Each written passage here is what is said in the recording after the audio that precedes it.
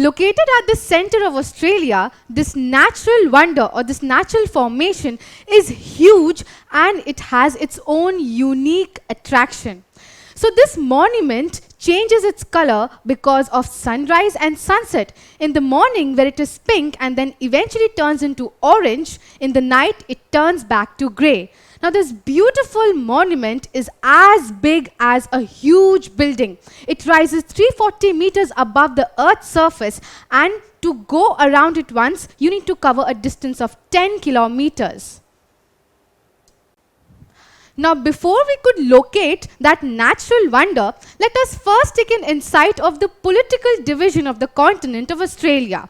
So in our previous lesson, we learnt how Australia is an island continent. That is, it is surrounded by water bodies on all sides. But if we look into how the continent is divided into different parts, we see that the continent, which is also a single country, is divided into 6 states and 2 union territories. So what are the 6 states here?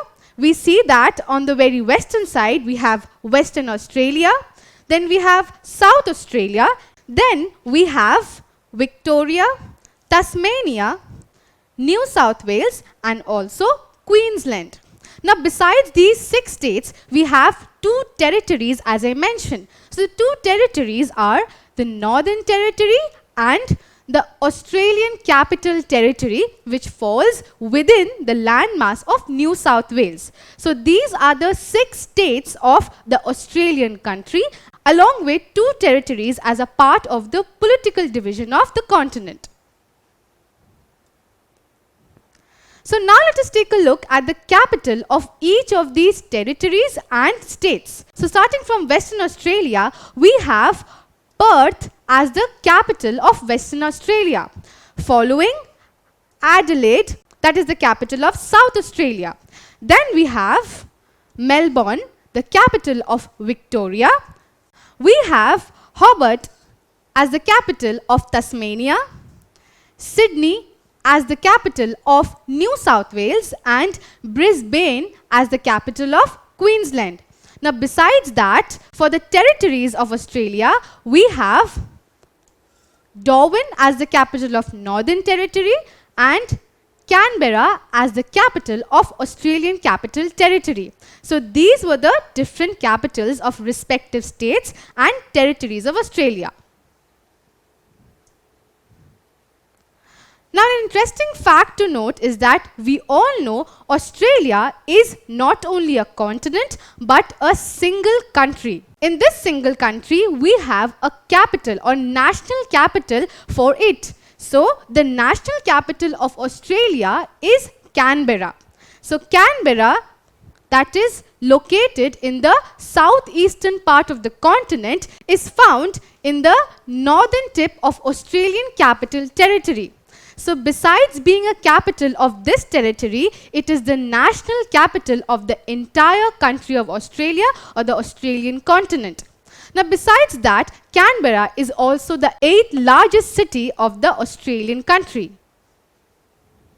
Now since Canberra is the national capital of Australia, it is the home to the Parliament of Australia, along with the government agencies and other important departments that take care of the entire country's administration.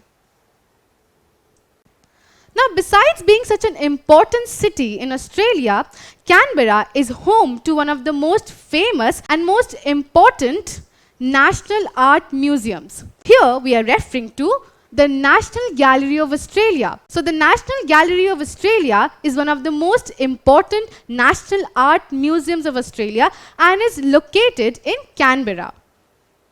So here are 2 images that shows us the National Art Gallery and also some important art decors that are found in this National Gallery. Now coming back to the location of that wonderful formation that we saw in the very beginning.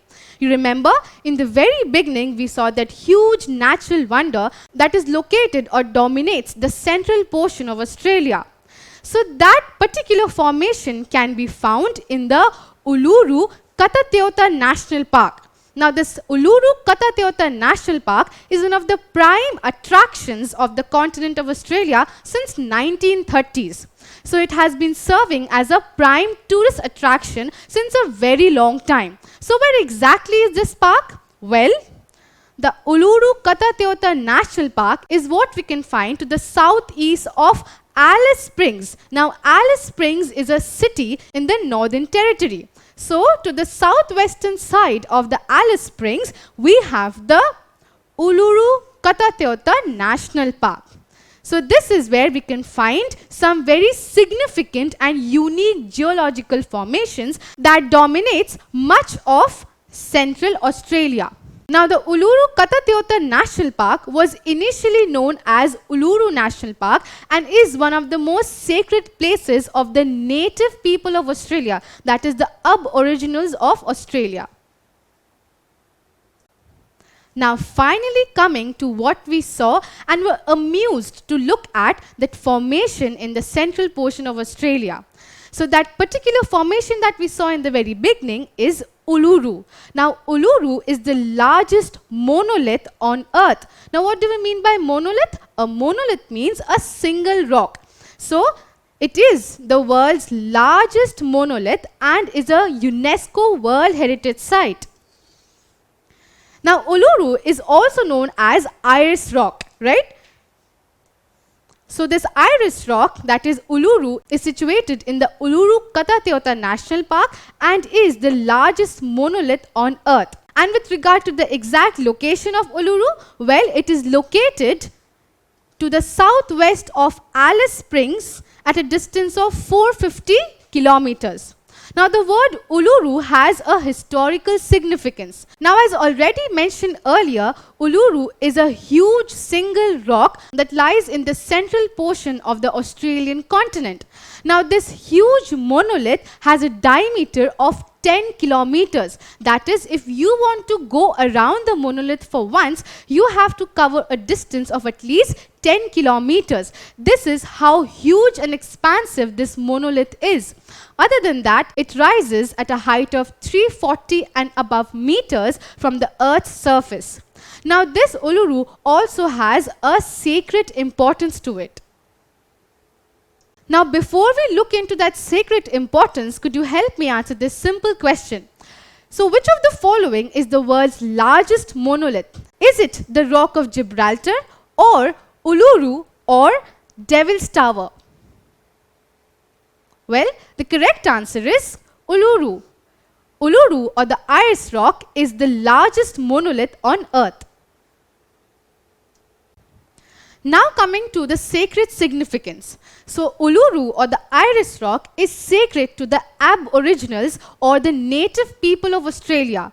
So the Aboriginals or the native people are the oldest human population that existed or inhabited the Australian land before it was explored by the Europeans.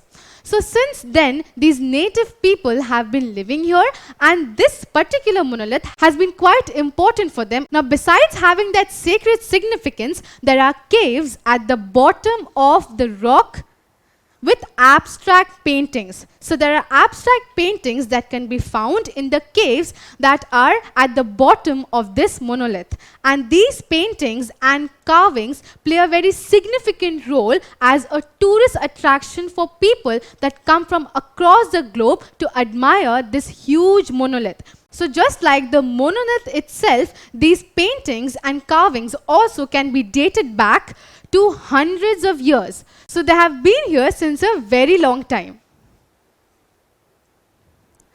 Now besides that, to the west of Uluru, we have another very famous and important geological formation, that is the Katatyota. So from the very name of the park, that is Uluru Katatyota National Park, we have two dominant geological formations. One we have already looked at, that is Uluru, and the second one is Katatyota. So Katatyota, to the west of Uluru, is a collection of 36 domed rock formations. So this collection of 36 huge domed rock formations to the west of Uluru is what is known as Katatyota and is another important geological formation that can be found in the Uluru Katatyota National Park. So that was all about some very important geological formations and tourist attractions that makes the continent of Australia quite unique.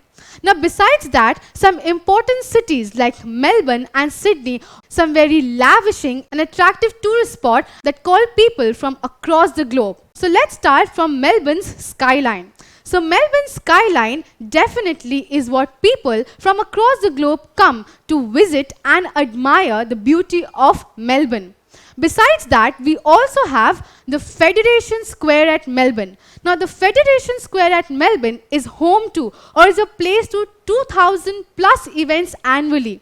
This includes the Melbourne Festival, the New Year's Eve celebration, many festivals of Melbourne and many such important events that takes place in the city.